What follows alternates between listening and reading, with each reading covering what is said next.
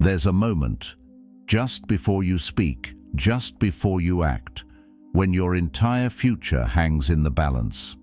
In that moment, one word, one reaction, can either build a bridge or burn it to the ground.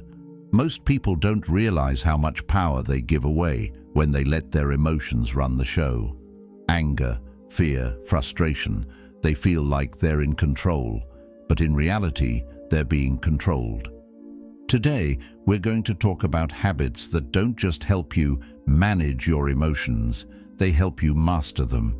This isn't about becoming cold or detached. It's about being so steady, so grounded, that nothing outside of you can shake the inside of you. Imagine living with that kind of control, where your words are deliberate, your actions intentional, and your presence unshakable. That's the kind of life we're building here. If you believe in becoming the calm in life's storms, in shaping yourself into someone who can walk through chaos with clarity and purpose, then this is your place. Please subscribe, not just to watch videos, but to join a journey, one where each step takes you closer to the person you were always meant to be. 1. The 5-second reset. Sometimes it takes only a split second for your entire mood, your relationships, or even the course of your day to change. One comment, one look, one situation, and suddenly you're somewhere you didn't want to be. You've felt it before, that rush in your chest, the tightening in your jaw, the quickening of your thoughts. It's like your body is screaming, "React now," without giving your mind a chance to think. This is the trap most people fall into. We live in that raw, unfiltered moment where emotion drives the car and reason is tied up in the trunk. And if you've ever spoken words you couldn't take back or made choices you wish you could erase, you already know how expensive those moments can be. The Stoics warned us about this danger centuries ago. That's where the 5-second reset comes in.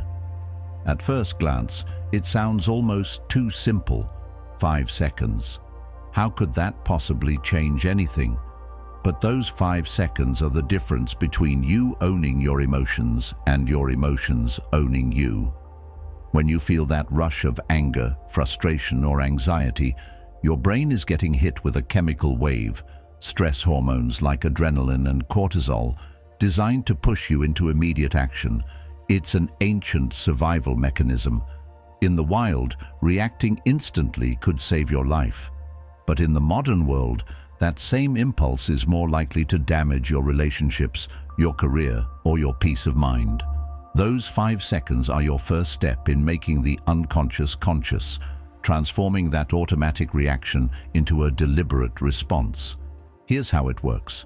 The next time you feel yourself about to explode, whether it's in an argument with your partner, a tense meeting at work, or even a driver cutting you off, stop. Physically, mentally, emotionally, just stop. Close your eyes if you can, take a deep, slow breath in, and start counting. 1, 2, 3, 4, 5. Feel your body in that moment. You'll notice the tightness in your muscles loosening just slightly, your heart rate beginning to slow, your mind clearing enough to see the bigger picture. This is not about suppressing your emotions. It's about creating enough space for your wiser self to catch up with your emotional self. Think of it like this. You're driving down a busy road and someone suddenly swerves into your lane. Instinct tells you to slam the horn, yell something you can't take back, maybe even speed up just to make your point. But if you count to 5, you give yourself a moment to realize this person might be rushing to the hospital, they might have made a careless mistake, or maybe they just didn't see you. The point is, you don't know. But in those 5 seconds, you have the clarity to decide whether this is really worth carrying for the rest of your day. That's emotional self-defense. You're not pretending it didn't happen. You're choosing not to let it ruin your peace. The Stoics called this prohairesis, the faculty of choice. It's the idea that while you can't control the chaos of the world, you can control the space between what happens and what you do next. The 5-second reset is the modern application of that principle. It's training your mind to step back from the ledge, to resist the urge to jump headfirst into the heat of the moment. And here's the thing, it's not going to be perfect at first. You'll forget to do it sometimes. Other times, you'll make it to 3 before blurting something out you wish you hadn't. But every time you succeed, even if it's just once in a while, you're rewiring your brain to prioritize control over chaos. That's what growth looks like. From a psychological perspective, those 5 seconds also shift activity from your amygdala, the part of your brain that processes emotional responses, toward your prefrontal cortex, the part responsible for rational thinking and decision-making. In other words, you're literally giving your brain time to switch from fight or flight mode into think it through mode. Aristotle said, anybody can become angry. That is easy. But to be angry with the right person, to the right degree, at the right time, for the right purpose, and in the right way, that is not within everybody's power and is not easy. The 5-second reset is how you begin to gain that power. Now, let's be real. 5 seconds won't make your problems vanish. It won't turn you into a Zen monk overnight, but it will keep you from pouring gasoline on a fire that could have burned itself out. Think about the last time you regretted something you said. What if you had given yourself 5 seconds to breathe before answering? Would you have said the same thing? Would you have said it in the same way? More often than not, the answer is no. Those 5 seconds are a gift you give to yourself and to everyone around you. They say, I'm in control here. My emotions don't get to dictate my behavior. Imagine applying this habit everywhere. Your partner makes a sharp comment, 5 seconds.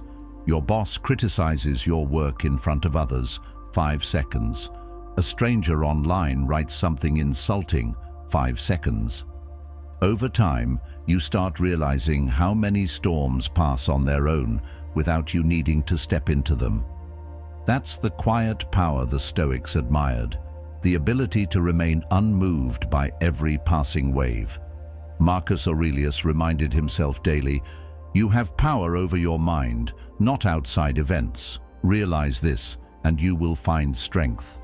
This habit is the living proof of that philosophy in action.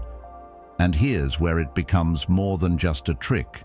It becomes a way of life.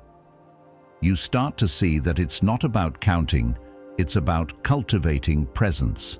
The 5-second reset is simply a doorway into a bigger discipline: mindfulness, self-awareness, emotional resilience. When you practice it, you're telling yourself, I value my peace more than I value winning this argument. I value my integrity more than I value this fleeting surge of pride. And every time you make that choice, you become someone you respect a little more. Carl Jung said, the privilege of a lifetime is to become who you truly are. And who you truly are isn't defined by your worst reactions in your worst moments. You are defined by the choices you make in the quiet space between stimulus and response. The 5-second reset is your tool for protecting that space.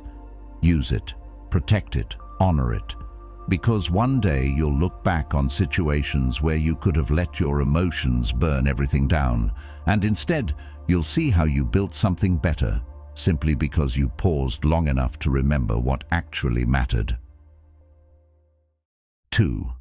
Dig into the why. There's a strange thing about emotional reactions. They're rarely about what's happening right now. Sure, it feels like they are. Someone says something, does something, or looks at you a certain way, and it's like they've lit a match inside you. But if you slow down and really pay attention, you'll notice that the flame didn't start in that moment. It started somewhere else. Maybe years ago, maybe even decades. The present event just happened to throw a little gasoline on it. This is why taking a step back is so powerful. Most people don't even consider doing it. They think their anger is just about the rude comment, their sadness is just about the bad news, their anxiety is just about the thing on their schedule tomorrow. But the mind is a layered thing.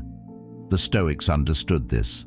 Marcus Aurelius often reminded himself to look beneath the surface, because the surface is where your instincts live, but not where your wisdom lives. If you're willing to look deeper, beyond the words someone spoke, beyond the moment that just happened, you'll often find an older story playing out.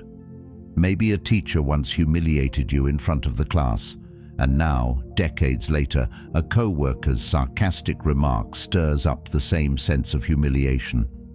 Maybe you were overlooked growing up, and now being ignored in a meeting cuts far deeper than the situation calls for.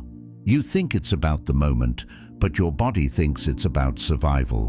When you start asking yourself questions, why this, why now, why them, you're creating space for something the Stoics valued above almost anything: perspective. Epictetus taught, men are disturbed not by things, but by the view which they take of them. And if your view is clouded by old pain, you're not actually seeing the moment for what it is. The other person becomes a stand-in for someone from your past, and you hand them far more emotional power than they deserve. By digging into the why, you reclaim that power. You start realizing that while you can't control the first wave of feeling that hits you, you can control what you do next. And that's everything. Let's be honest though, digging into the why is not always comfortable. In fact, sometimes it's downright painful. It means admitting to yourself that a part of you is still wounded. It means confronting insecurities you'd rather pretend don't exist. It means looking at the messy, complicated truth of who you are, not just the polished version you show to the world. But here's the thing, avoiding it doesn't make it go away. It just keeps it in the driver's seat, where it will continue to steer you into the same conflicts, the same arguments, the same regrets. Jung believed that the unexamined parts of ourselves, what he called the shadow, hold enormous influence over our lives until we face them. By digging into the why, you're shining a light on that shadow. And light, as you know, changes everything. Think of a time you completely overreacted to something small. Maybe someone was late to meet you, and you felt unreasonably upset. On the surface, it's about the lateness. But maybe, deep down, it's about feeling disrespected, overlooked or unimportant. Feelings that have roots in your history, not in this specific person's actions. When you start tracing the emotion back, you begin to see patterns. You notice that certain types of people, words or situations always seem to hit you harder. And instead of assuming the world is out to get you, you start realizing, oh, this is my stuff. This is my work to do. That shift alone is liberating. You're no longer a passive passenger on the ride. You're in the driver's seat, steering toward better choices. The Stoics often practiced a mental exercise called premeditatio malorum, or the premeditation of evils. They would imagine possible hardships and think through how they might feel, why they might feel that way, and how they would respond. This was not pessimism, it was preparation. They understood that if you wait until you're in the middle of an emotional storm to figure out your triggers, you're already too late.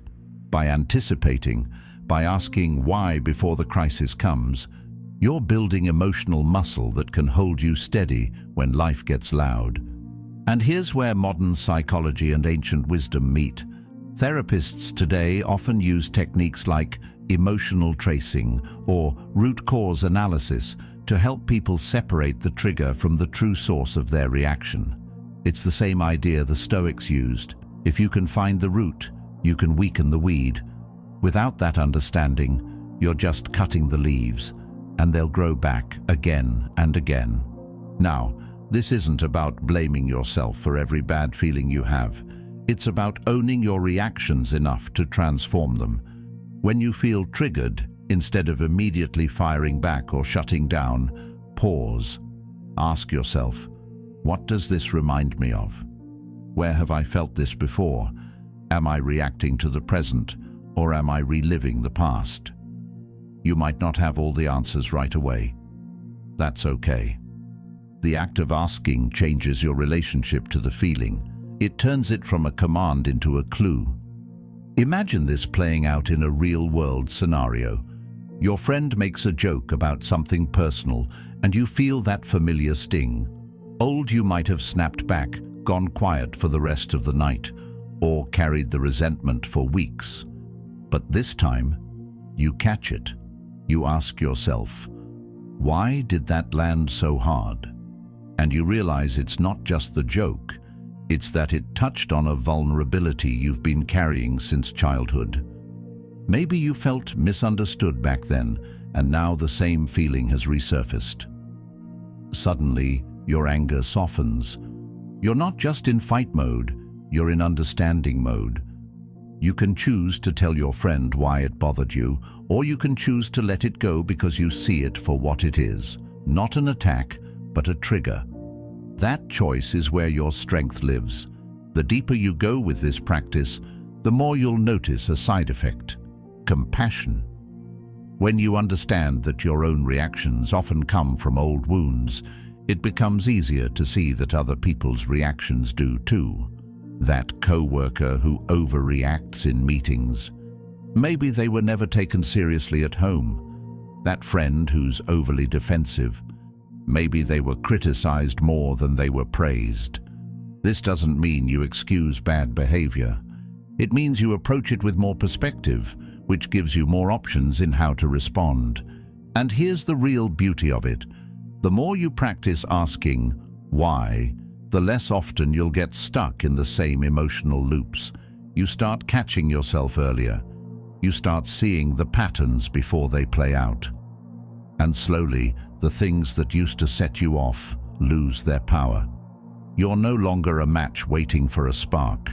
You're the one holding the extinguisher, fully aware of where the flames might start and ready to keep them from spreading.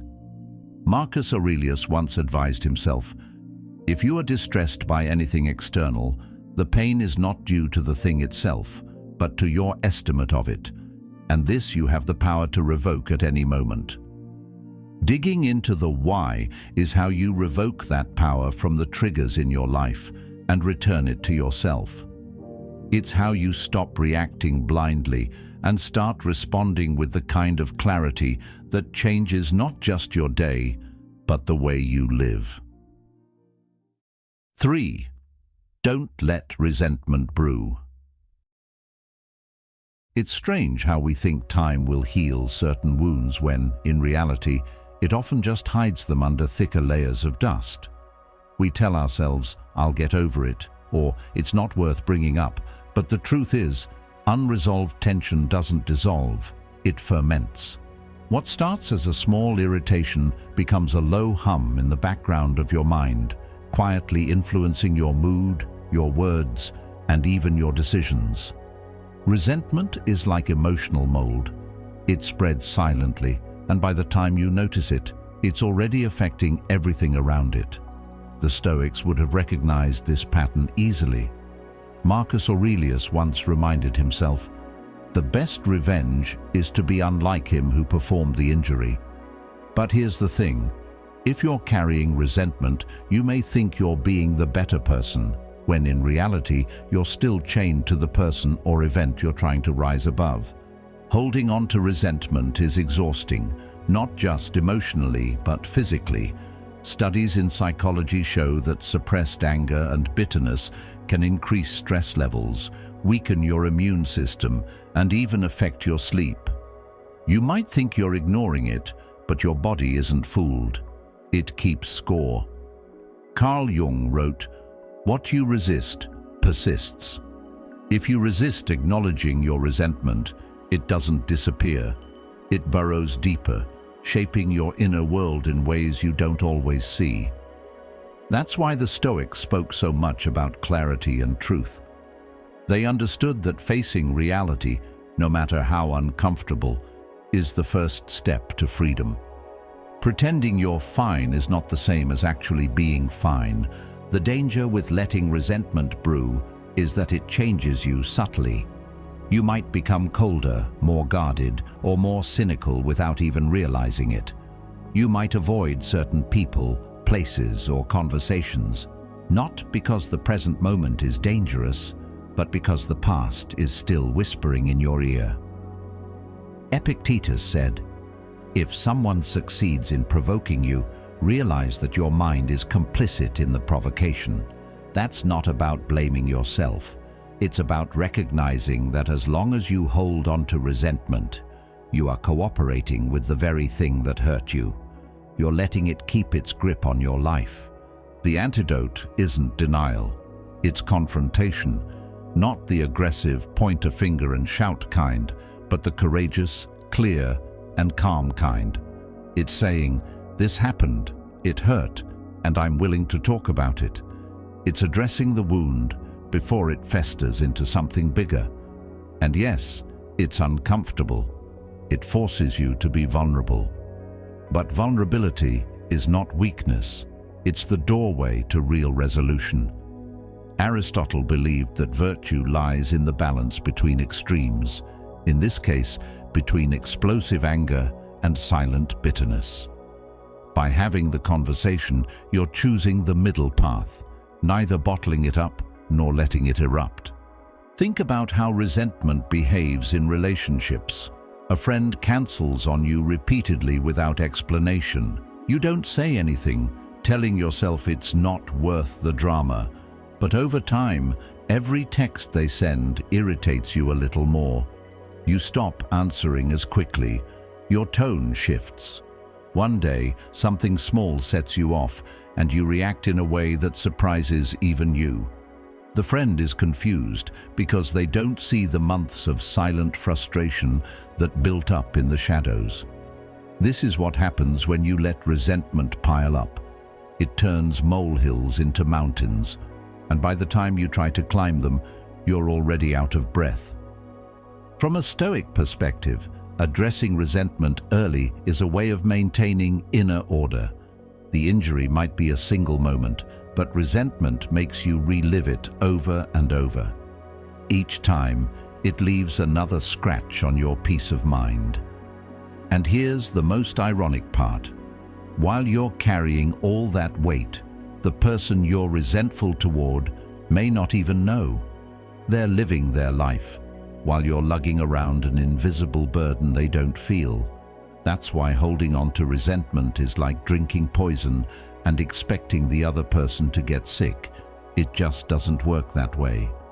Now, confronting resentment doesn't always mean confronting the person directly. Sometimes the conversation you need to have is with yourself. Maybe the person is no longer in your life, or maybe speaking to them isn't safe or healthy. In that case, your work is internal. You write about it.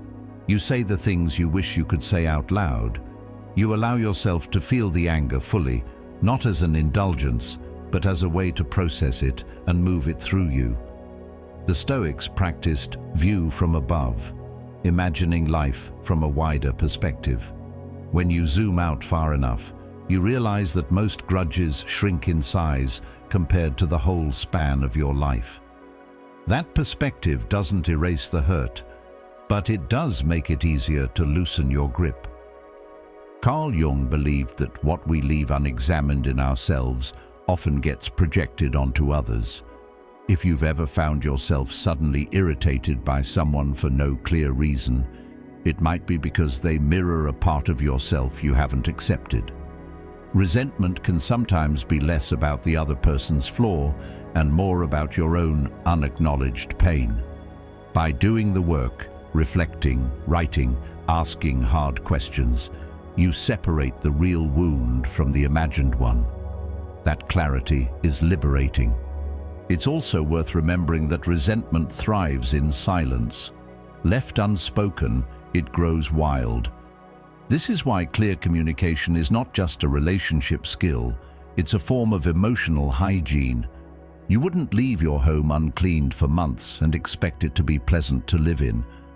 Why treat your inner life any differently? When something bothers you, speak up, not with hostility, but with honesty. When you said that, I felt hurt. When this happened, I felt overlooked. It's simple but powerful. You're not accusing, you're revealing.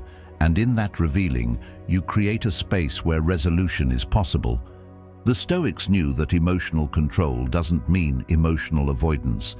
Marcus Aurelius admitted in his journals that he had to deal with difficult people daily, but he also reminded himself that those people were part of the same human family, subject to the same flaws and weaknesses he carried himself. This mindset doesn't mean tolerating mistreatment, but it does mean recognizing the shared humanity in those who hurt us. When you see that, resentment loses some of its sharpness. Picture this. You're carrying a heavy bag of rocks. Each rock is a grudge, a slight, an unresolved tension. Some of them you picked up years ago, others you added just last week. At first, you tell yourself it's fine, you're strong enough. But over time, the bag gets heavier and you start moving slower.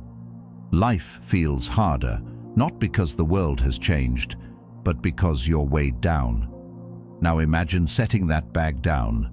The relief, the lightness, the freedom to move again. That's what letting go of resentment feels like.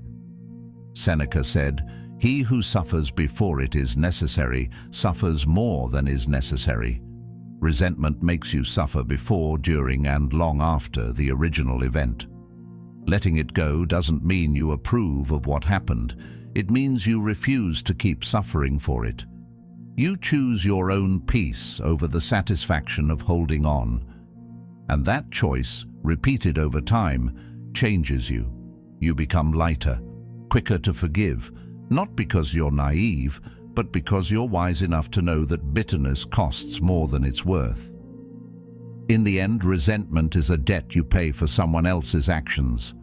The Stoics, Jung, Aristotle, they all, in different ways, urged us to stop paying that debt.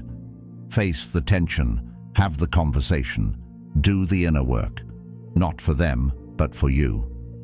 Because the moment you stop letting resentment brew is the moment you start reclaiming your energy, your clarity, and your life. And that, more than any grudge, is worth holding on to. 4. Name it to tame it. There are moments in life when your emotions feel like a tangled ball of wires, knotted, messy, and impossible to separate. You know you're feeling something, but it's so jumbled you can't quite put your finger on what it is. One minute you're irritated, the next you're sad, and then suddenly you're snapping at someone for no clear reason. That's the tricky part about emotions. When they go unnamed, they roam free, causing chaos wherever they please. The truth is, when you don't take the time to identify what you're feeling, your emotions start running the show, silently pulling strings while you think you're in control. The Stoics had a very practical view on emotions. They didn't deny that feelings existed. They simply believed that in order to live a good life, you had to understand them, question them, and put them in their proper place. When you can label what's happening inside you, it's like turning on the light in a dark room. The monsters look smaller, the shadows lose their shape, and you can finally see where to step next. This is the essence of name it to tame it. You can't fix what you can't define. Imagine going to the doctor and saying, "I just feel bad." That's not enough for them to know if you've pulled a muscle, caught a virus, or broken a bone. They need specifics. The same goes for your emotional health. If you simply say, "I'm upset," you're dealing with a vague cloud of feeling that could be anger, disappointment, fear, guilt, or a mix of all four.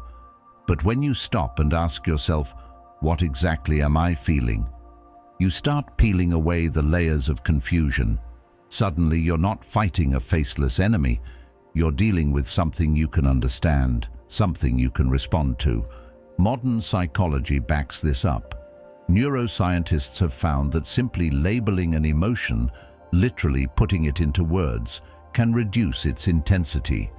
It's called affect labeling, And it works because naming the feeling activates the prefrontal cortex, the part of your brain responsible for reasoning and decision-making.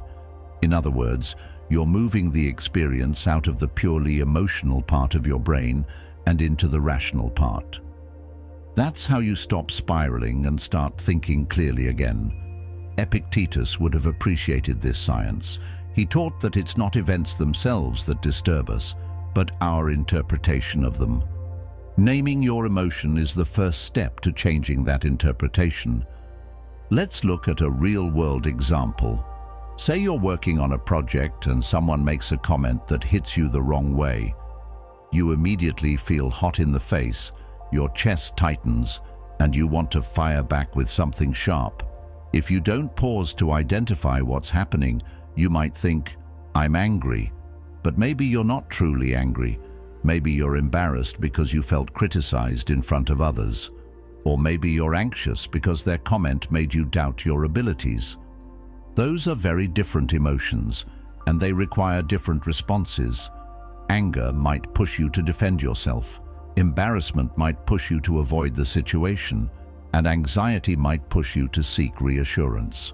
But you'll only choose the right path if you know which emotion you're actually dealing with. The Stoics would tell you that emotions are like signals. They're there to inform you, not to control you. When you can't name what you're feeling, you suffer twice. First, from the emotion itself, and second, from the confusion of not knowing what to do with it. That's why the act of naming it is so powerful. It's not about pretending the feeling isn't there. It's about understanding exactly what it is so you can deal with it properly. And let's be honest, sometimes what we call anger is actually hurt. Sometimes frustration is just unspoken fear. And sometimes sadness is really exhaustion in disguise.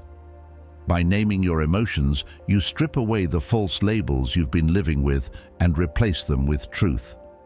This doesn't magically make the feeling disappear, but it changes your relationship with it. You go from being inside the storm to standing outside, watching it pass, knowing it will move on. There's also a level of self-respect involved here. Taking the time to figure out exactly what you're feeling is a way of saying, "My inner world matters. I'm worth understanding." It's easy to dismiss our emotions as overreactions or to push them aside because they feel inconvenient. But the Stoics never said to ignore yourself. They said to know yourself. Aristotle famously wrote, "Knowing yourself is the beginning of all wisdom." Naming your emotions is one of the simplest yet most profound ways to start knowing yourself better. Think about how this plays out in your relationships. If you walk into a conversation saying, "I'm mad at you," the other person will likely get defensive. But if you can say, "I felt hurt when you said that," or "I felt left out when that decision was made," you shift the dynamic entirely. Now, it's not about accusation, it's about clarity, and clarity is where understanding begins. Carl Jung once said, "The privilege of a lifetime is to become who you truly are." You can't become who you truly are if you're lost in a fog of unnamed emotions.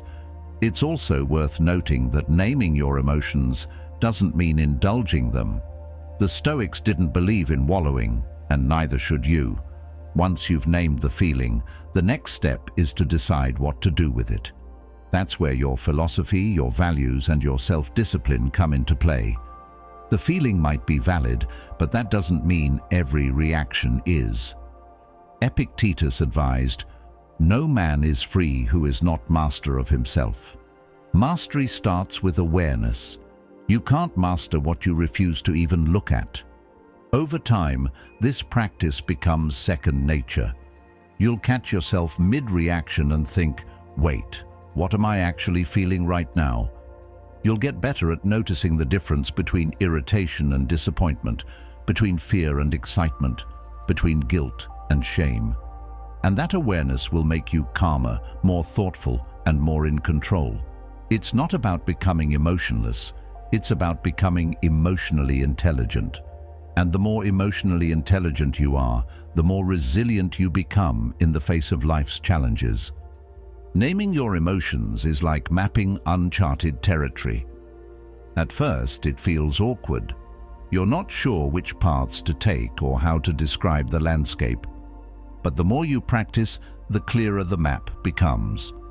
Eventually, when an emotion rises up, you'll know exactly where you are and how to navigate through it. Naming your emotion is the first step toward changing that judgment, toward reclaiming your ability to see clearly and act wisely. And here's the thing, emotions aren't the enemy. They're part of being human. They're like visitors knocking at your door. If you ignore them, they might pound harder. If you let them in without asking who they are, they might make a mess. But if you open the door, greet them by name, and decide how long they can stay, you remain the host. That's the essence of the Stoic approach, to acknowledge reality, understand it, and respond in a way that aligns with your highest self. Next time you feel that storm brewing inside you, don't rush to silence it or let it take over. Stop, breathe, ask yourself, what exactly am I feeling? Name it, own it. And in that moment, you'll discover what the Stoics knew all along. Naming your emotions is the first step to taming them, and taming them is the first step to true strength. 5. Keep stress in check. There's a reason why the same small annoyance can roll off your back one day and completely unravel you the next.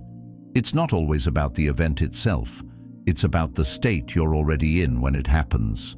If your mind is calm, if your energy is balanced, you can navigate challenges with clarity. But when you're worn down, running on empty, and carrying a pile of invisible pressures, even the tiniest inconvenience can feel like a personal attack. This is what stress does. It magnifies every emotion. Marcus Aurelius once wrote, "If you are pained by any external thing, it is not this thing that disturbs you, but your judgment about it. And our judgment is never more clouded than when we're stressed." Stress doesn't just live in your body, it lives in your perception, quietly distorting the way you see the world. Think about a day when you woke up after a good night's sleep, had a slow morning, maybe even got some exercise or fresh air. On that kind of day, you can handle traffic, delays, or an offhand comment without much fuss. Now think about a day when you're running late, skipped breakfast, and your phone is buzzing non-stop. That same traffic feels like a personal insult, the delay feels catastrophic, and the offhand comment feels like a direct attack on your worth. The difference isn't in the events, it's in you. Carl Jung said, "Your vision will become clear only when you look into your own heart. Who looks outside dreams. Who looks inside awakes." If you don't notice the stress building inside you, you'll mistake every external challenge for the real problem, when in reality, the storm started within. Stress is sneaky because it rarely announces itself with flashing lights. It builds slowly, weaving itself into your daily life until you can't tell where normal ends and overworked begins. And because we've normalized it, wearing busy like a badge of honor, we don't realize that we're walking around in a constant state of low-level fight or flight. The Stoics, despite living in a far less hectic time than ours, understood the need for regular mental maintenance. Seneca wrote, "We suffer more often in imagination than in reality. Stress feeds that imagination. It convinces you that everything is urgent, that every challenge is bigger than it is, and that you have no room to breathe. Without actively managing it, stress will rule your reactions before you even get the chance to think." The key to emotional control, then, isn't just about what you do in the heat of the moment. It's about what you do long before the moment arrives. The Stoics practiced premeditatio malorum, imagining challenges in advance so they wouldn't be caught off guard. You can take a similar approach with stress. Manage it daily, so when life throws something unexpected your way, you're not already at your breaking point. This means building habits that create a buffer between you and the chaos. Exercise to move tension out of your body. Meditate to clear mental clutter. Write down your thoughts so they don't swirl endlessly in your head. Take short breaks before you need them, not after you've hit the wall. These are not luxuries. They are maintenance for the most important tool you have, your mind. From a psychological standpoint, stress management is not just about feeling good. It's about keeping your prefrontal cortex, the part of your brain responsible for rational thinking, online. When you're stressed, your body pumps out cortisol and adrenaline, which pull you into survival mode. That's great if you're running from danger, but terrible if you're trying to have a calm conversation or make a smart decision. Aristotle believed that virtue was found in balance, not in excess or deficiency. Stress in excess is a distortion of that balance. It tips you into extremes, overreacting to minor inconveniences, withdrawing from challenges you'd normally face, or clinging to control in situations that don't require it. One of the most important things you can do is learn to recognize your personal stress signals before they become overwhelming. For some, it's physical, tight shoulders, clenched jaw, shallow breathing.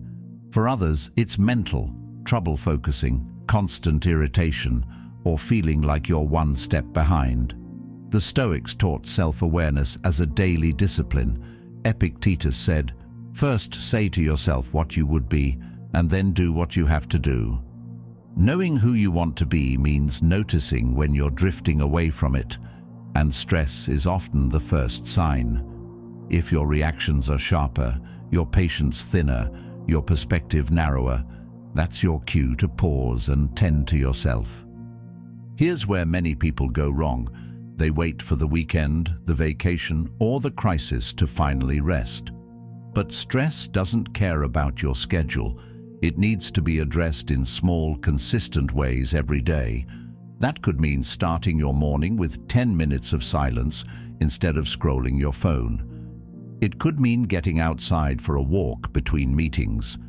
It could mean saying no to commitments you know will stretch you too thin.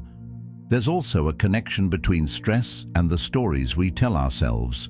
Under stress, we tend to default to worst-case thinking. A late email reply becomes a sign we've upset someone. A delay in traffic becomes a conspiracy of bad luck. The antidote is to slow down enough to challenge those stories. Is this really a disaster or just an inconvenience?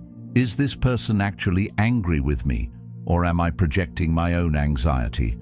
The less stress you're carrying, the easier it is to make those distinctions. Stress magnifies those irritations, making them feel personal and urgent. But if you can keep stress in check, you create a mental gap between the trigger and your reaction, a space where you can choose your response rather than be hijacked by emotion.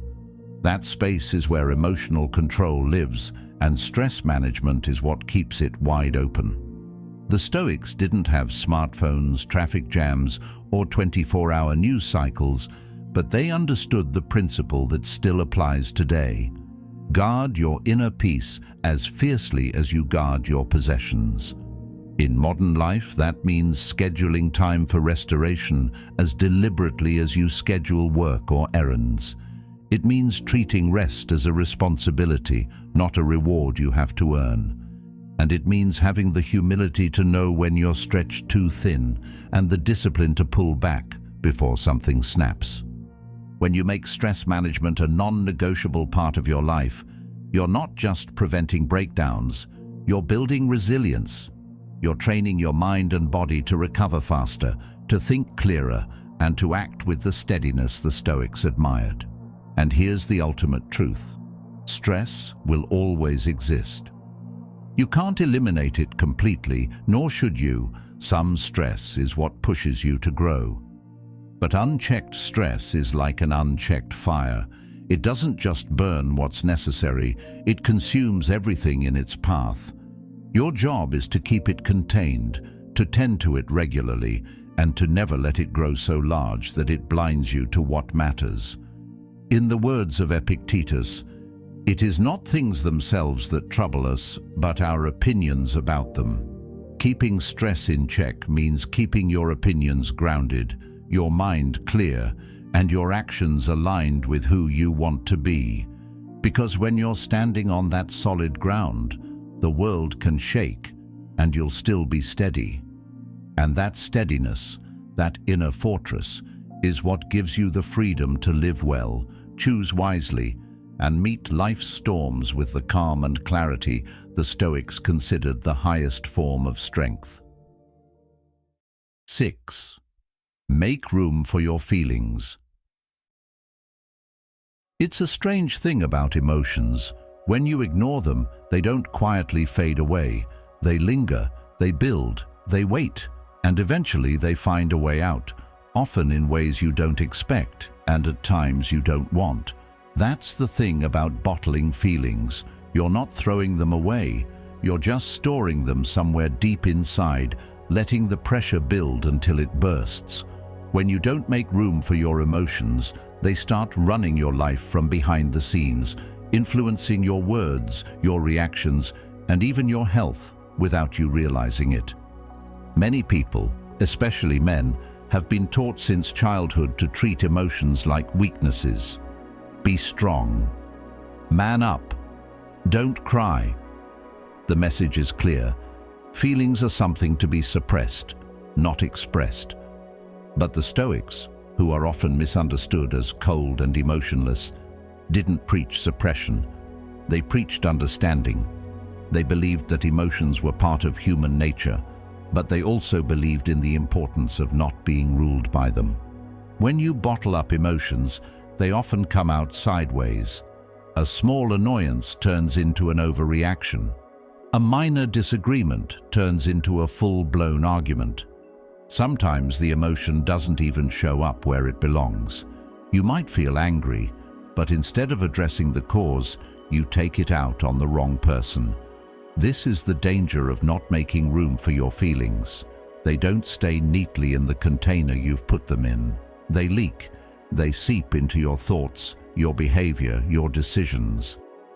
Seneca wrote, "It is more civilized to make fun of life than to bewail it." But humor alone isn't enough to process emotions. If all you do is mask them with distractions, they remain in you, quietly shaping your inner world. Making room for your emotions doesn't mean letting them dictate every move you make. It means giving them a safe, controlled space to exist so they don't burst out uncontrollably. Think of it like a pressure valve. If you release a little at a time, you prevent an explosion. That's why it's so important to find healthy outlets. Journaling is one of the most effective. When you put your feelings into words, you give them structure. What was once a fog in your mind becomes something you can look at, examine, and understand. Modern psychology confirms that expressive writing can reduce stress, improve mood, and even strengthen immune function. The Stoics, in their own way, practiced a form of journaling every day. Talking to someone you trust is another powerful way to make space for your feelings. It doesn't have to be a formal therapy session.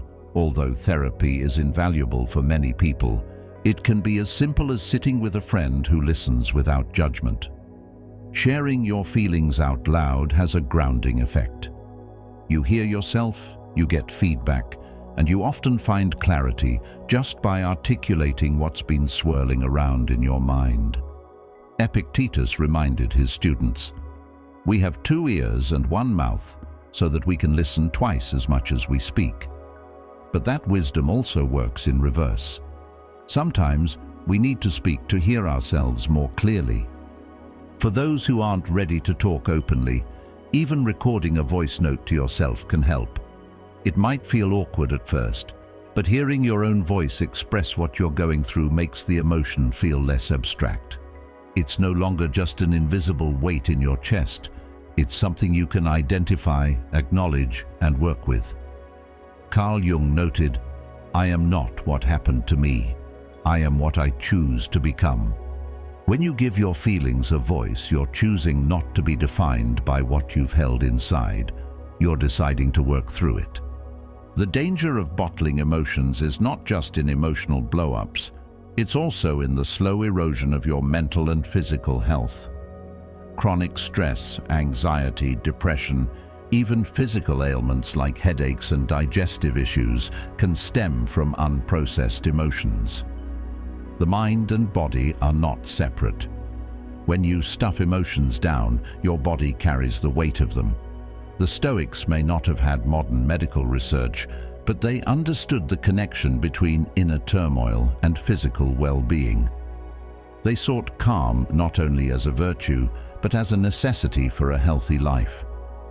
Making room for your feelings is also about breaking the cycle of inherited emotional habits. Many of us learned from our parents, guardians, or cultural environments how to handle or not handle our emotions. If you grew up in a home where feelings were met with dismissal or punishment, it's natural to think hiding them is safer. But what kept you safe in one chapter of your life can harm you in another. Here's the paradox. The more space you give your emotions, the less they control you. When you allow yourself to feel sadness without judgment, it passes more quickly. When you acknowledge your anger, you can address its cause without lashing out. When you admit to feeling fear, you can prepare for what's ahead instead of pretending you're invincible. The Stoics valued preparation. They believed in facing reality as it is, not as you wish it to be. Pretending you're unaffected doesn't make you stronger. It makes you unprepared. There's also a deep self-respect in making room for your feelings. It's a way of saying, I matter enough to understand what's happening inside me. So many people run from themselves, filling every quiet moment with noise and distraction to avoid facing what's really going on. But avoidance only deepens the shadow. This doesn't mean wallowing. The Stoics would warn against letting emotions dominate your every thought and decision. Their goal was balance, recognizing emotions without being enslaved by them. Making room for your emotions can be as simple as building small, consistent habits into your daily life. 10 minutes of writing in the morning, a quiet walk where you let your thoughts settle, a regular check-in with a friend, setting aside a few minutes at night to reflect on what you felt during the day without judgment. These habits don't take much time, but over weeks and months they prevent emotional buildup. They create a healthy flow where feelings can move through you instead of getting stuck. It's also about learning to tolerate discomfort. Many of us avoid our feelings because they're uncomfortable, but discomfort is not the same as danger. The Stoics embraced discomfort as a way to strengthen the mind. Seneca said, "Difficulties strengthen the mind, as labor does the body." The same is true of emotional difficulties. When you sit with a feeling instead of fleeing from it, you build the resilience to handle it better next time. In relationships, making room for emotions changes everything. Instead of shutting down or exploding, you can express what you feel in a way that invites connection instead of conflict. I felt hurt when this happened. I've been feeling overwhelmed lately. These statements open doors, while silence or defensiveness closes them. The more you practice this, the more you create an environment where others feel safe doing the same. Emotional openness is contagious. It encourages honesty and trust. And here's the truth. Emotions are not interruptions to life. They are part of life. They are signals, teachers, and mirrors, reflecting what matters to us. The Stoics aimed for a life of virtue, meaning a life lived in alignment with one's highest values. You can't live in alignment if you ignore the very feelings that tell you when you're drifting off course. So, make room for your feelings, not because it's easy, but because it's necessary. Journal, speak, reflect, listen. Create space inside yourself so emotions can breathe, move, and eventually leave when their work is done. The more room you give them, the more room you have for peace, clarity, and the kind of strength the Stoics admired. The strength that comes not from denying your humanity, but from embracing it fully, with eyes open and heart steady. 7. Channel your energy. It's easy to think that the only way to deal with strong emotions is to talk about them. And while conversation can be powerful, it's not the only outlet you have. And sometimes it's not even the most effective. There are moments when your mind feels like a shaken soda bottle. Talking about it right then might just spray the mess everywhere. But there's another way. Instead of letting the pressure explode, you can channel it. Take all that raw energy, all that tension building inside, and give it somewhere meaningful to go. Emotions are energy in motion. That's not just a poetic phrase, it's a literal truth. You feel them physically, the tightness in your chest when you're anxious, the restlessness in your legs when you're frustrated, the heat rising in your face when you're angry. Your body is telling you, do something. The problem is, most of us do the wrong thing. We yell, we lash out, we slam doors. The Stoics would call this a failure to master yourself. Channeling your energy means finding a physical or creative outlet that takes you out of your head and into the present moment. For some, that's sports, pushing your body until the muscles burn and the mind quiets. For others, it's music, picking up an instrument, singing until your throat is raw, or losing yourself in a song that seems to understand you better than words ever could. And for some, it's art, painting until the colors on the canvas look like the storm in your mind, or writing until your thoughts stop tripping over themselves. Carl Jung once said, "The creation of something new is not accomplished by the intellect, but by the play instinct acting from inner necessity." That inner necessity is often your emotions begging for release.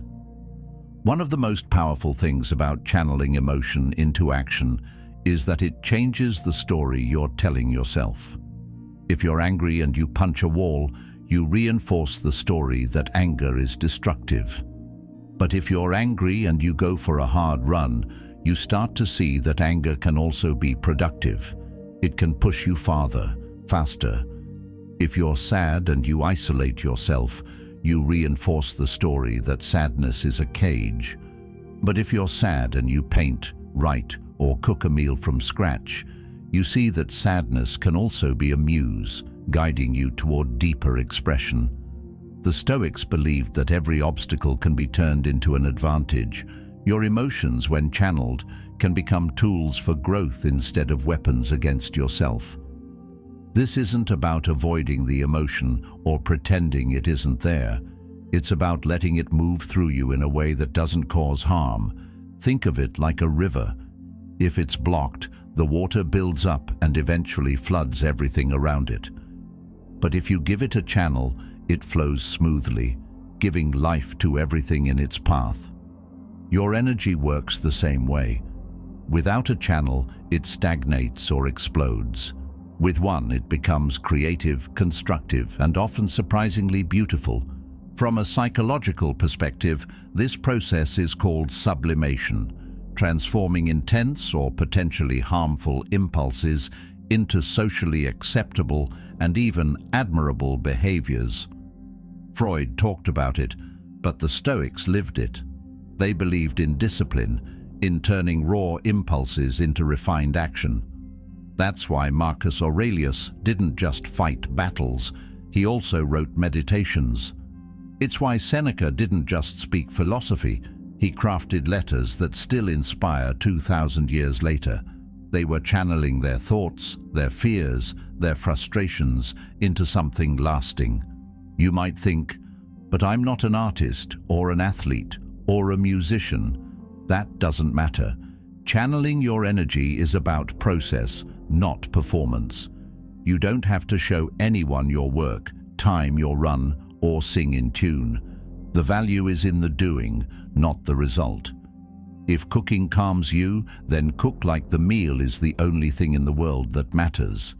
If gardening grounds you, then dig into the soil until your hands remember what it feels like to create life from nothing. If cleaning helps you think clearly, then clean until your space reflects the order you want in your mind. The Stoics would tell you that the way you do anything is the way you do everything. By channeling emotion into action, you're training yourself to respond with intention instead of reaction. You're building the muscle of self-mastery without suppressing your humanity. And over time, you'll notice something powerful. The very activities you use to process your emotions become part of your identity. You stop thinking, "I need to run because I'm stressed," and start thinking, "I'm someone who runs." You stop thinking, "I need to paint because I'm upset," and start thinking, "I'm an artist." The action you choose becomes a part of who you are, not just something you do when things get rough. Carl Jung observed, "One does not become enlightened by imagining figures of light, but by making the darkness conscious." Channeling your emotions is a way of making that darkness conscious. You're not just blowing off steam. You're taking something raw, something difficult, and turning it into something tangible you can work with. It's the opposite of letting emotions control you. It's using them as raw material for your own growth. It's also worth saying that not all channels are healthy. Some people turn to drinking, reckless spending, or other self-destructive habits to cope. These feel like release valves, but they're really just traps, keeping you in the same cycle of pain. The Stoics would remind you that virtue is the goal. Choose channels that bring you closer to the person you want to be, not farther away. Aristotle said, "We are what we repeatedly do." Excellence, then, is not an act, but a habit. The channels you choose often become habits, so choose ones that build you. The beauty of channeling your energy is that it teaches you to meet yourself where you are. If you're restless, move. If you're heavy with emotion, create. If your mind is noisy, focus on something tangible and demanding, like building, fixing, or organizing. And if your energy is low, sometimes channeling means giving yourself permission to rest without guilt, because restoration is a form of preparation. Over time, you start to see patterns. You'll know which activities calm your mind, which ones help you think clearly, and which ones reconnect you to your values. You'll also learn that the very moments you feel least like doing these things are often the moments you need them most. The Stoics didn't wait for the storm to pass before they trained themselves. They trained in the middle of it. And that's what channeling your energy is. Training in the storm so you're stronger when the next one comes. So the next time you're overwhelmed, ask yourself, where can I put this? Don't just carry it. Don't just suppress it. And don't just unload it on the people around you. Find your channel. Run until your legs remind you you're alive. Paint until the colors on the canvas make sense of what words can't. Play music until the notes match the rhythm of your heartbeat. Build something, fix something, grow something. Use the energy, not as something to fear, but as something to fuel you. Because that's what emotional mastery really looks like. Not the absence of feeling, but the ability to take whatever comes and turn it into something that serves you. The Stoics didn't aim to be emotionless. They aimed to be unshakable. And when you learn to channel your energy, you realize that even the heaviest emotions can become part of the foundation you stand on, not the weight that crushes you. 8. Flip to their perspective. It's amazing how quickly we can turn someone into the villain of our story. One comment, one action, one misunderstanding, and suddenly they're the problem. We frame the moment in a way that paints us as the one who's right and them as the one who's wrong. And in that mindset, empathy feels like the furthest thing from possible. When emotions are running hot, the last thing you want to do is pause and think about their side. But here's the irony. The very thing you resist in those moments is often the one thing that can diffuse the tension, protect your peace, and open a door to resolution. Marcus Aurelius, who spent his life surrounded by politics, betrayal, and war, reminded himself daily, whenever you are about to find fault with someone, ask yourself, what fault of mine most nearly resembles the one I am about to criticize? That's perspective.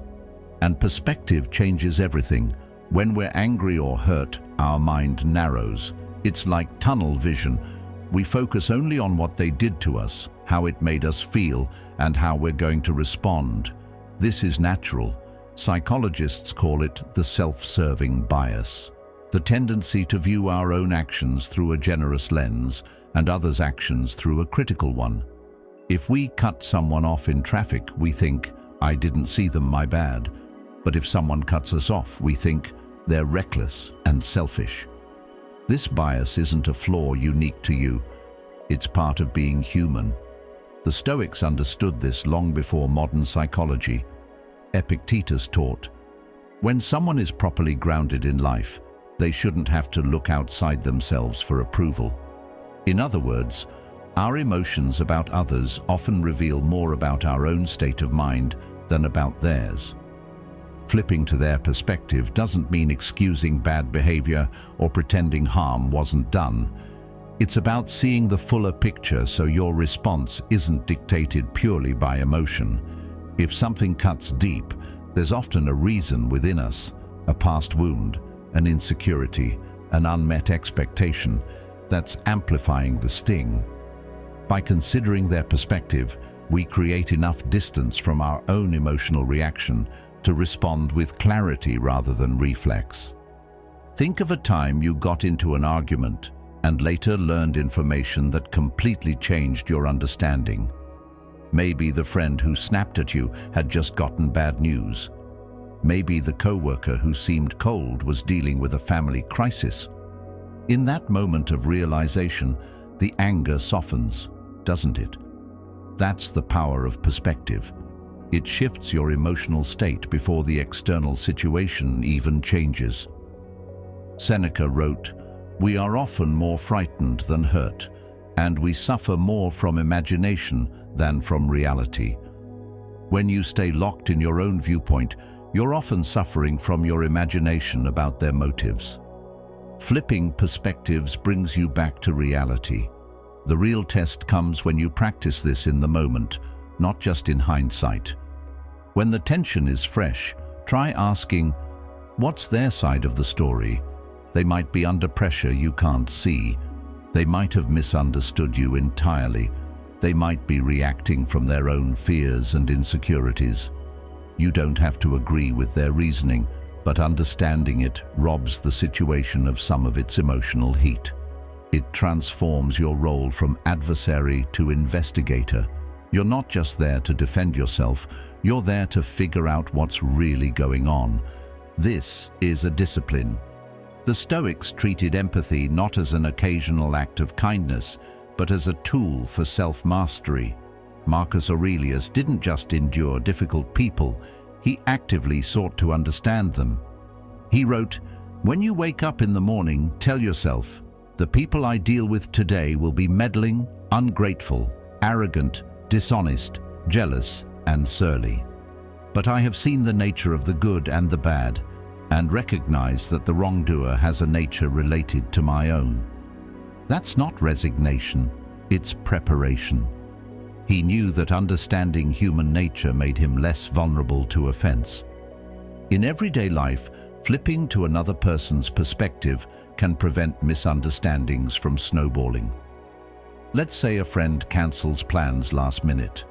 Your immediate thought might be, they don't value my time. But what if you paused and considered they might be overwhelmed, ill, or just emotionally drained? That pause could be the difference between sending a sharp message and sending one that says, "No worries, take care of yourself." One response escalates, the other builds trust. From a psychological standpoint, this act of perspective-taking engages different parts of the brain, specifically the areas related to empathy and problem-solving, rather than the amygdala, which drives fight-or-flight reactions. By deliberately imagining another person's experience, You reduce your own physiological stress response. In simple terms, empathy calms you down. And in that calmer state, you're far more capable of making wise decisions. Perspective is what makes it possible. Now, there will be times when you flip to their perspective and still conclude that they were wrong, maybe even intentionally hurtful. That's okay. Empathy doesn't require you to excuse the harm or invite it again. It simply allows you to address it without poisoning yourself in the process. The Stoics would remind you that your peace is too valuable to hand over to anyone, no matter how justified your anger may feel. Understanding someone's motives can make setting boundaries easier because you're doing it from a place of clarity, not chaos. It's worth remembering, too, that empathy is a two-way street. When you consistently practice it, you create an atmosphere where others are more likely to extend the same to you. Relationships built on mutual understanding can weather conflicts without falling apart at the first sign of disagreement. Carl Jung also pointed out, your perception will become clear only when you can look into your own soul. The clearer you are about your own flaws, struggles, and blind spots, the more generously you can interpret those of others. There's also a subtle but important shift that happens when you make a habit of this. You start to see people as complex, not as caricatures. The rude cashier becomes a person who might be exhausted after a double shift. The arrogant co-worker might be someone masking deep insecurity. The friend who's distant might be quietly battling depression. Again, you don't have to agree with their choices or let poor behavior slide, but seeing their humanity changes the way you carry the interaction. The Stoics prized this ability because it kept their emotions in check without making them cold or indifferent. One of the most practical ways to develop this skill is to practice it outside of heated situations. When you read the news, watch a movie, or hear about someone's decision, pause and think, if I were them, with their life experiences, would I have done differently? This mental exercise trains your mind to stretch beyond your own point of view, so when real conflict arises, perspective taking is already second nature. The deeper truth is this: flipping to their perspective isn't about them, it's about you. It's about refusing to let your vision narrow until all you can see is your own anger. It's about keeping your mind open enough to find solutions where others only see enemies. It's about living out the Stoic ideal of controlling what you can, your own thoughts, interpretations, and responses, and letting go of the rest. Because at the end of the day, you can't control whether they understand you, but you can choose to understand them. And in that choice, you'll often find the sting fading, the walls lowering, and the possibility for resolution growing. The Stoics would call that wisdom. Jung might call it integration. You can simply call it peace. 9. Own your emotions. There's a quiet kind of dishonesty that many people live with every day. It's not lying to others about where you were last night or what you did. It's lying to yourself about how you feel. You know the script. Someone asks, "Are you okay?" And without hesitation you respond, "I'm fine." The words roll out automatically, even if your chest feels heavy, your mind is a mess, or your stomach is in knots. It's easier that way. Easier than explaining, easier than feeling exposed, easier than risking judgment. But here's the truth. When you bury your emotions under layers of "I'm fine," you don't actually get rid of them. You just push them into the shadows where they have more control over you than ever before. The Stoics understood this deeply. People often mistake Stoicism for the absence of emotion, as if Marcus Aurelius or Seneca walked around unaffected by the storms of life. But that's not the case. Stoicism isn't about being emotionless. It's about being honest with yourself about what you feel and then deciding, with discipline, how you're going to respond. You can't examine your judgment or change your perspective if you're pretending there's no pain to begin with. Owning your emotions is the first step toward mastering them. There's a dangerous misconception in our culture that emotions, especially difficult ones, are weaknesses. We've been taught to see sadness as fragility, anger as loss of control, fear as cowardice. And for men especially, there's an added layer of conditioning. Be strong, hold it in, don't let anyone see you break. But what's really happening when you bottle everything up? You're carrying a backpack of bricks that no one else can see. On the outside, you look composed. On the inside, you're exhausted from the weight. And the longer you refuse to unpack it, the heavier it becomes. Owning your emotions is like turning on the lights in a dark room. Suddenly, you can see the furniture. You can move around without tripping over things. You might not like what you see, but at least now you can do something about it. When you don't own your emotions, your imagination takes over. You start telling yourself stories about what's happening inside you, stories that are often far worse than the truth. But when you acknowledge what you're feeling, yes, I'm angry, yes, I'm anxious, yes, I feel hurt, you strip away the mystery. The feeling is no longer this vague, looming cloud. It's something concrete you can work with. From a psychological perspective, denying emotions doesn't make them disappear. It actually makes them stronger. Suppressed emotions tend to resurface in other ways. Irritability, fatigue, trouble focusing, even physical symptoms like headaches or stomach problems. Your body will always try to process what your mind is avoiding. Jung warned that what you resist persists. By resisting your emotions, you're not keeping them out. You're keeping them in, where they have more time and space to grow. Owning your emotions isn't about overindulging them either. It's not about letting them take the wheel or dictate your every move. The Stoics would never encourage wallowing. Instead, it's about meeting your emotions like you would a visitor at your door.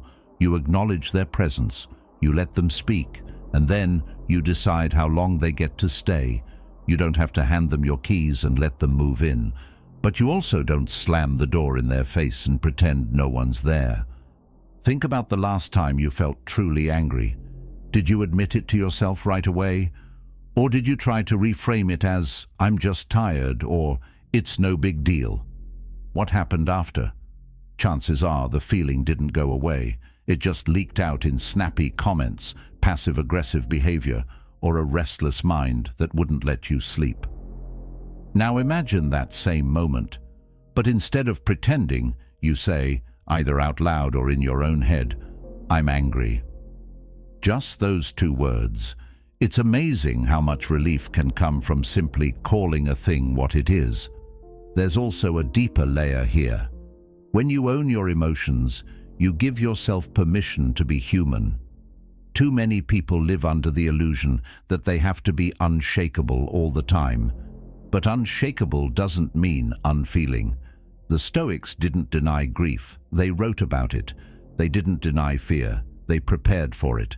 They didn't deny frustration, they examined it until it lost its power. Knowing yourself means knowing the full spectrum of your feelings, not just the ones you're comfortable with. Owning your emotions also makes your relationships stronger. When you tell someone you trust, I feel hurt, instead of masking it with silence or sarcasm, you open the door to genuine understanding. And when you communicate that honestly, you're far less likely to let resentment build. Resentment often grows in the space between what we feel and what we admit. By shrinking that gap, you prevent small hurts from becoming permanent fractures. Of course, there's a vulnerability in owning your emotions. It's not always safe to do it with everyone. Some people will use your honesty against you. This is why it's important to choose your audience wisely. You don't owe your inner world to every person who asks, "How are you?" But you do owe it to yourself to be truthful, at least privately, if not publicly. You can journal it. You can talk to a therapist. You can say it out loud when you're alone. The point is not to perform your emotions for others. It's to acknowledge them for yourself. Jung said, "I am not what happened to me. I am what I choose to become." The emotions you feel are not your identity. They're your signals. If you're angry, it might be telling you a boundary was crossed. If you're anxious, it might be warning you of uncertainty you need to prepare for. If you're sad, it might be showing you where you've experienced loss or disconnection. Owning those signals means you can interpret them, act on them, and use them to guide you toward becoming the person you want to be. Here's the paradox. The more you own your emotions, the less power they have over you. The very act of saying, "Yes, I'm upset," turns the emotion from a shadowy, overwhelming force into something tangible and finite. It's like putting a wild animal in a safe enclosure, not to harm it, but to observe it, learn from it, and decide how to interact with it. And over time, you realize that emotions are not something to be afraid of. They're tools. The Stoics called this practice prosos, attentiveness, paying attention to what's happening in your mind and body so you can live deliberately. If you want to live deliberately, you have to start with the truth. And the truth is, no one is fine all the time. Pretending you are isn't strength, it's avoidance. Real strength is the courage to see yourself clearly, without flinching, and still choose to act with virtue. 10. Learn your boiling point. Everyone has a threshold, a line that once crossed transforms them from calm and composed to something far more volatile. For some, it's a slow burn, a steady build-up of frustration over time. For others, it's like flipping a switch. One moment they're fine, the next they're ready to explode. And here's the truth. That limit, that boiling point, isn't inherently bad. It's part of being human. But the problem arises when we don't see it coming, when we only notice it after it's too late, after the words have been said, after the damage has been done, after the bridge has been burned. Your boiling point isn't just a mental state, it's physical. The body often knows before the mind catches up. Your shoulders creep upward without you realizing. Your heartbeat quickens. Your breathing gets shallow.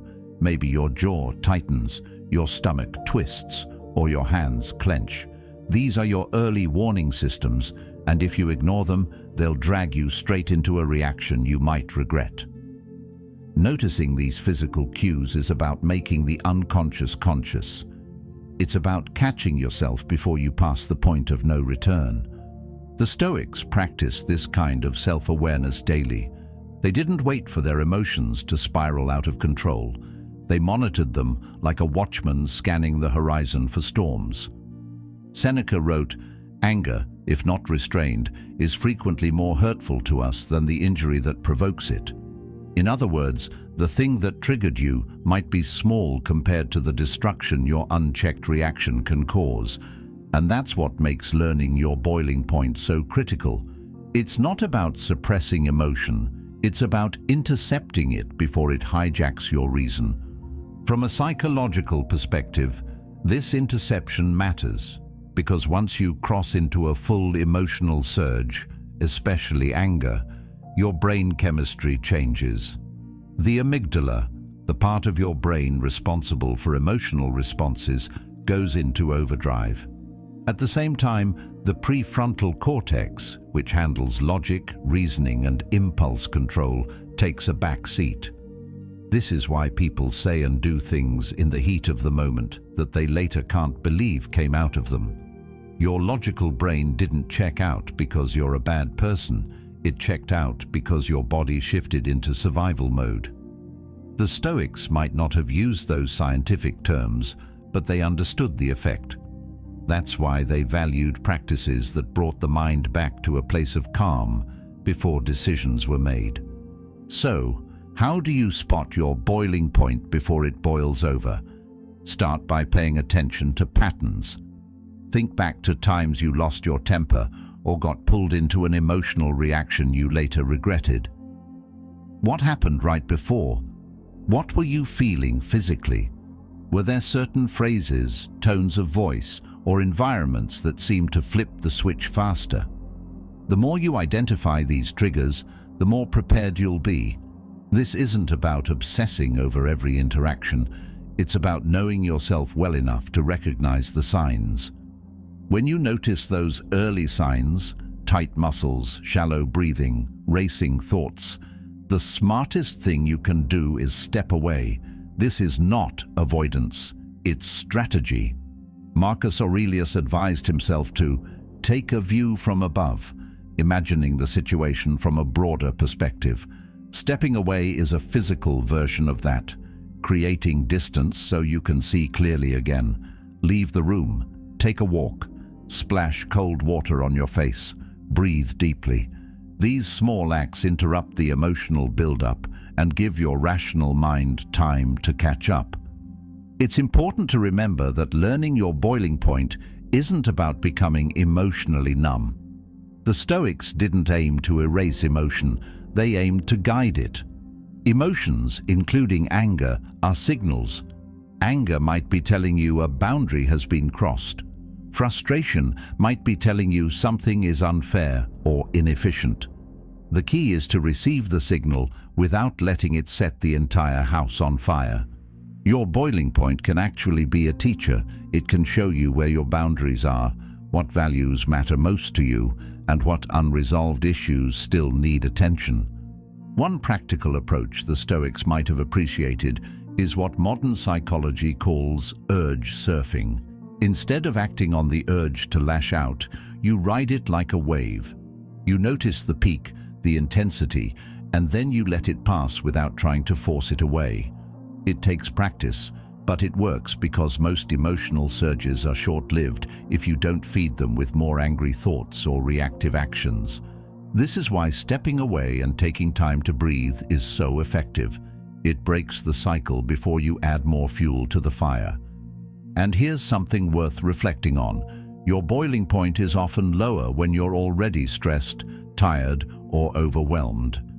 This is why managing your overall mental and physical health is essential to emotional control.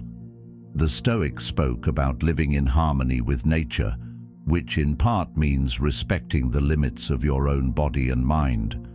If you're constantly running on empty, you're walking around with your emotional temperature already high.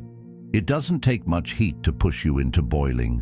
Managing sleep, diet, movement, and stress isn't just about physical health. It's about giving your emotional self more breathing room. But what happens when you miss the signs? Because no matter how self-aware you become, there will be times when you realize you're already at the edge or over it. This is where the Stoic principle of self-reflection comes in. Marcus Aurelius constantly reviewed his own behavior, not to shame himself, but to learn. If you do cross the line, own it. Apologize if you need to, then ask yourself, what was the trigger? What signs did I miss? How can I catch them earlier next time? This mindset turns even your mistakes into lessons, which is something both the Stoics and modern psychologists agree on. Growth often comes through failure, if you're willing to look at it honestly. One of the most liberating things about learning your boiling point is that it puts you back in control. You're no longer walking into situations blind, unaware of how close you are to snapping. You start to recognize that moment, the tightening in your body, the quickening of your thoughts, and instead of letting it take you over, you use it as a signal to act differently. That's not suppression, that's mastery. The truth is, we can't always avoid being provoked. People will be rude, life will be unfair, circumstances will test our patience, but we can choose how far down that path we're willing to go. By learning your boiling point, you're essentially installing an early warning system inside yourself, a system that says, you're close. Pause here, and the more you listen to it, the less damage you'll have to undo later. In the end, The goal isn't to never feel anger or frustration. The Stoics would tell you that these emotions are part of the human experience. The goal is to catch yourself before those emotions make decisions for you, to know when the heat is rising and to take steps to cool it down before it boils over. That's the art of emotional control, not being untouched by life, but being unshaken by it. And when you can do that, you're no longer at the mercy of your boiling point. You're the one turning down the flame. 11. Create your personal mantra.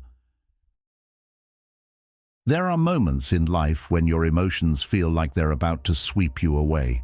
A conversation turns tense, an email hits a nerve, or life throws something completely unexpected at you, and suddenly your mind is no longer calm and steady. It's racing, reacting, and ready to fire back.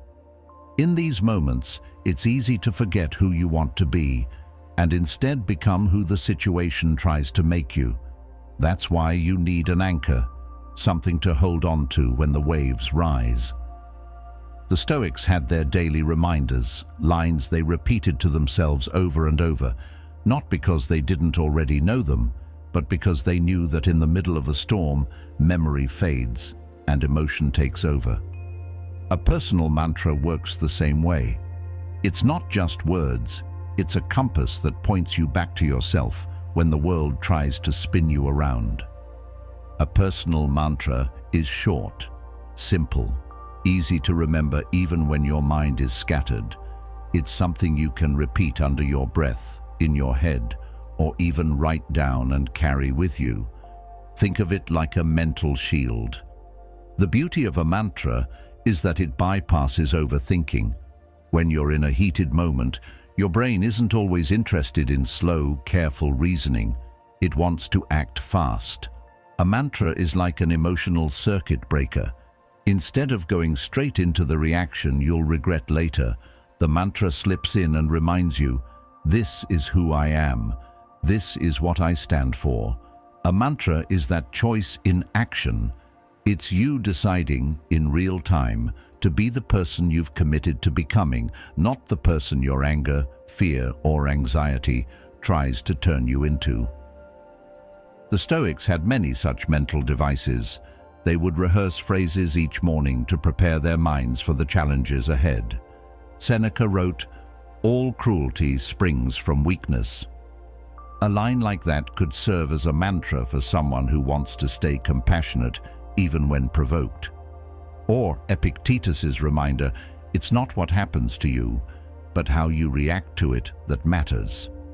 The key is to find words that speak to your deepest values, because when emotions are high, you don't rise to the occasion, you fall to your level of preparation. And a mantra is part of that preparation. Your mantra should be personal, not something you pull from a list of inspirational quotes just because it sounds nice, but something that feels like yours, something that, when you say it, you feel it in your bones. It might be, I choose peace. It might be, I don't break my own rules. It might be, I am the calm in the storm.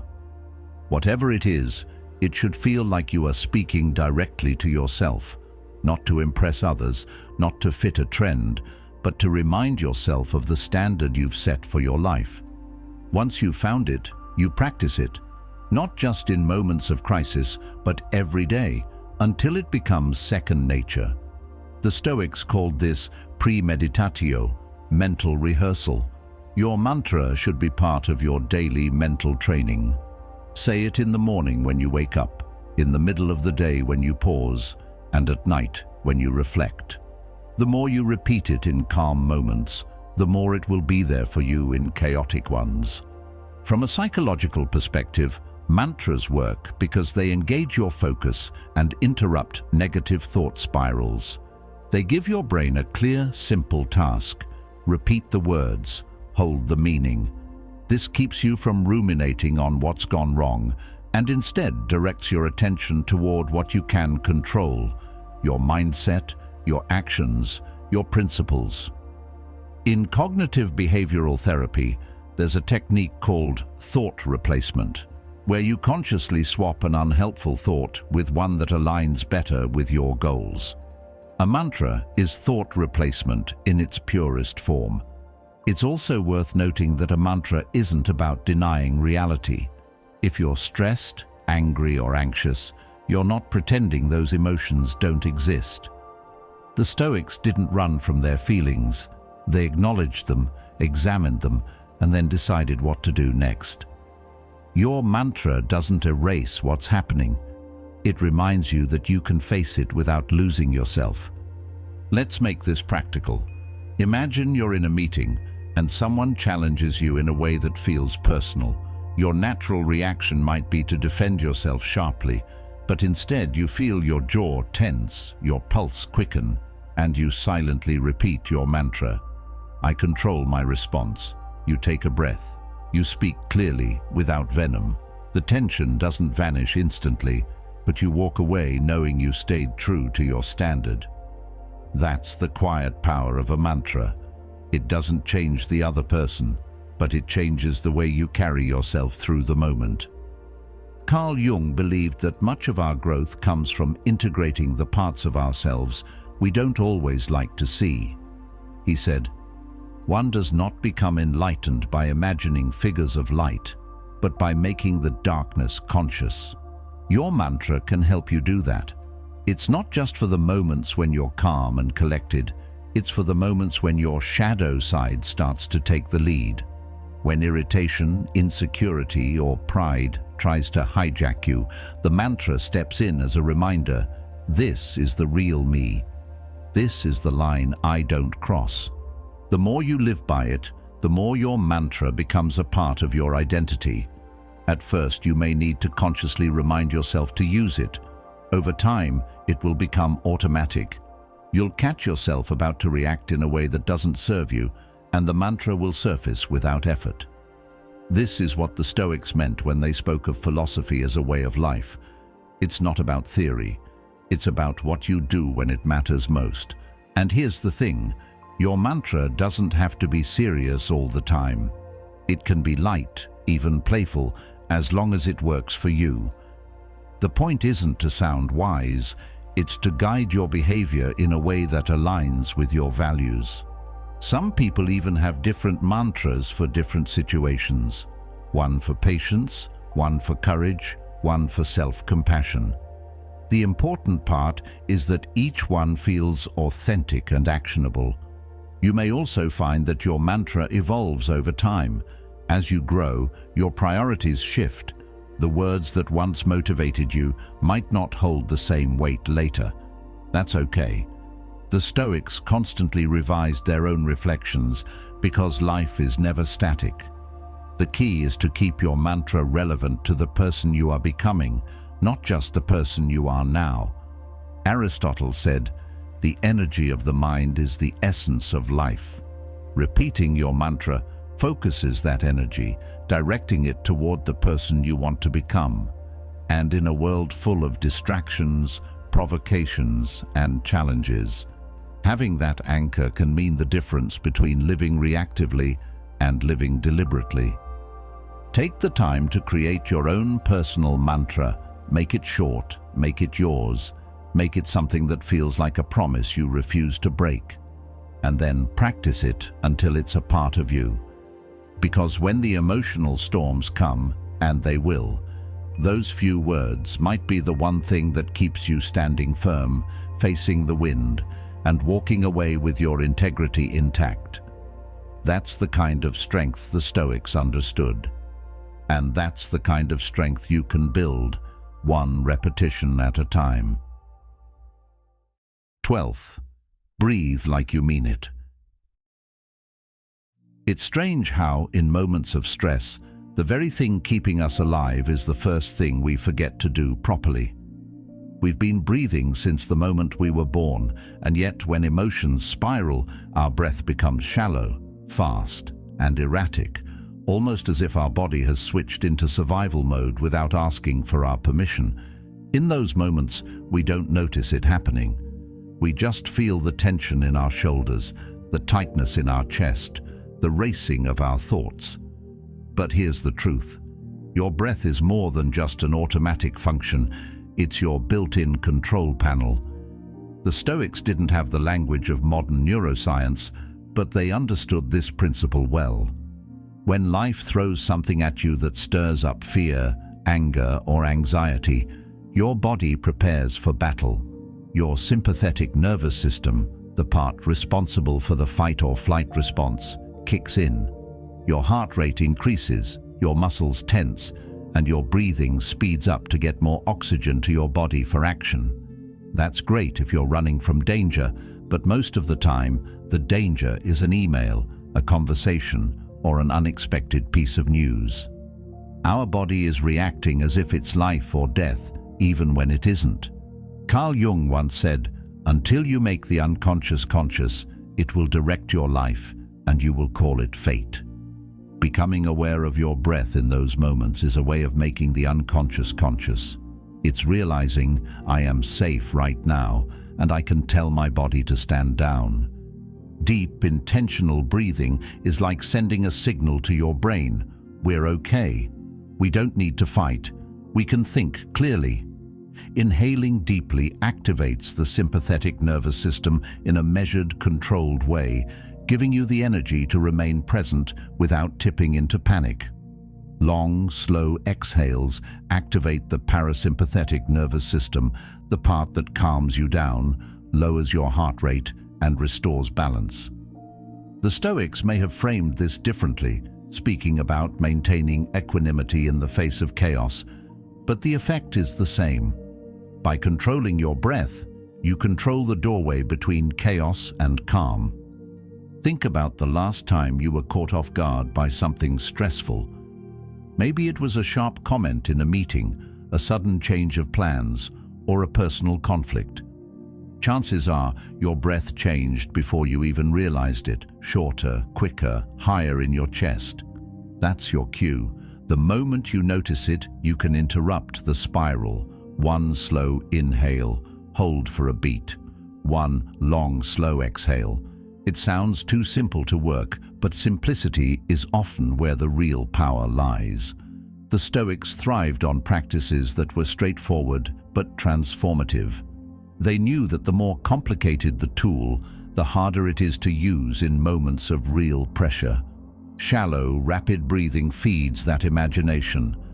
It tells your mind that something is wrong, even when nothing is actively threatening you. But slow, steady breathing keeps you tethered to reality.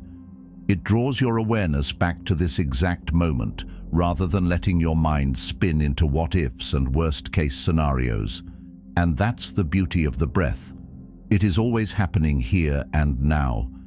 It's the most accessible anchor you have.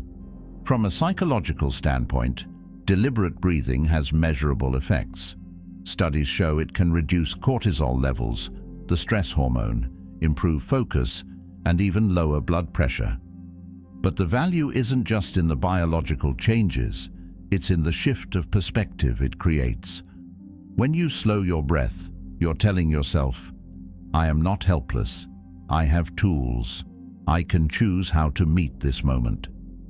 Making conscious breathing a habit means excellence in emotional control becomes second nature, not just something you reach for in emergencies. The Stoics also spoke about preparation. Marcus Aurelius would start his day reminding himself that he would encounter rudeness, arrogance, and misunderstanding, and that these things need not disturb his mind. You can do the same with your breath. Practice when you're calm so it's second nature when you're not.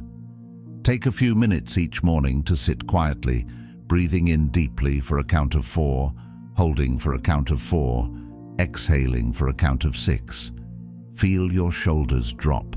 Feel your jaw unclench. This isn't wasted time. It's training for when the real test comes. And the real test will come. You'll find yourself in traffic, feeling the heat rise in your face. You'll get that message that makes your chest tighten. Someone will push your buttons without warning. In those moments, it's easy to get pulled into the current of reaction. But here's where breathing with intention changes everything. Choosing to pause and breathe means choosing not to become the worst version of yourself in response to the situation.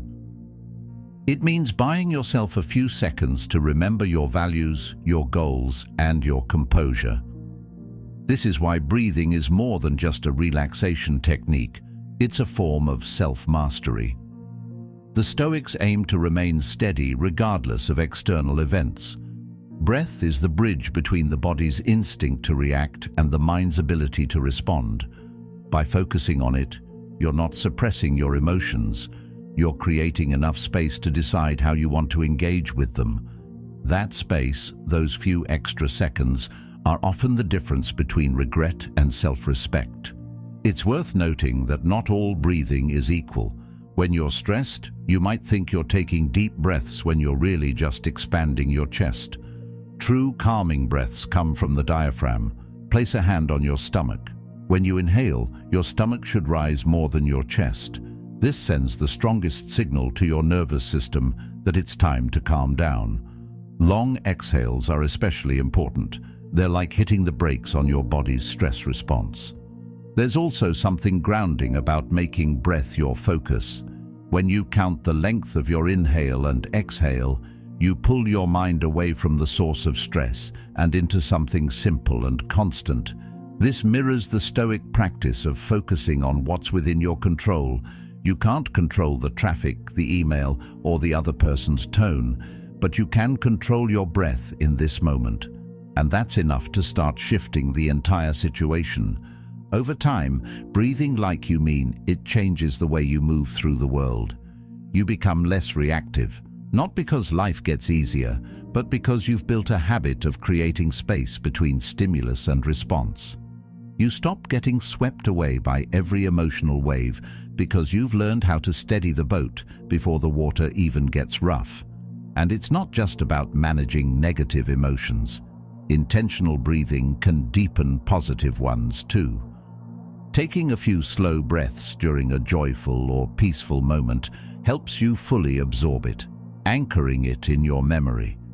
The Stoics believed in living in harmony with nature, and what's more natural than the breath? It's the rhythm of life itself, a reminder that you are here, alive, and capable of meeting whatever comes your way. Jung once remarked that who looks outside dreams, who looks inside awakes. Breathing is one of the simplest ways to look inside, to awaken to what's happening in your mind and body before it spills out into your words and actions. The next time you feel emotions start to spiral, don't underestimate the simplest tool you have. One slow inhale, one long exhale. Repeat. This isn't weakness, it's not avoidance, it's reclaiming control in the most immediate, tangible way possible.